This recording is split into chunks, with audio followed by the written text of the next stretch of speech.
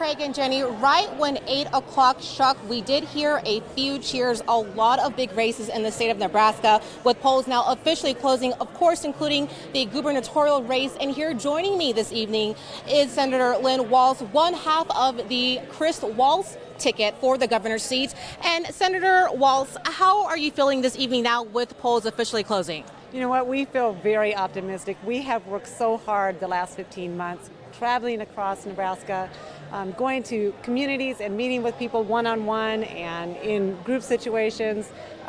Just knowing the fact that we have worked so hard and that we've done our best on this campaign, we feel real optimistic. I want you to take our viewers back at home, back on the campaign trail. When I spoke to you when you first got here, you had mentioned that the last 15 months, you had summarized it as being humbling. Can you kind of walk us through that by what you meant by that exactly?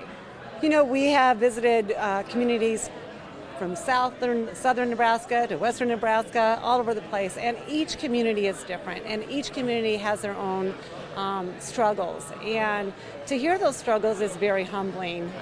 We feel that western Nebraska, for example, feels like they're very left out of being part of Nebraska, and that is that's a humbling thing to hear.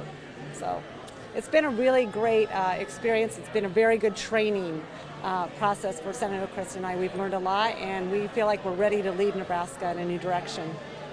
And finally, most important, should results show that the people have chosen your campaign, your ticket, hitting the ground running, what exactly would you do first thing tomorrow? I will tell you exactly what we're going to do. We're going to call every one of those 49 senators that we work with in the legislature, make sure that we get them together and we start prioritizing what needs to happen for Nebraska moving forward. All right, Senator Walz, thank you so much for your time. Of course, we'll be seeing you much more later this evening.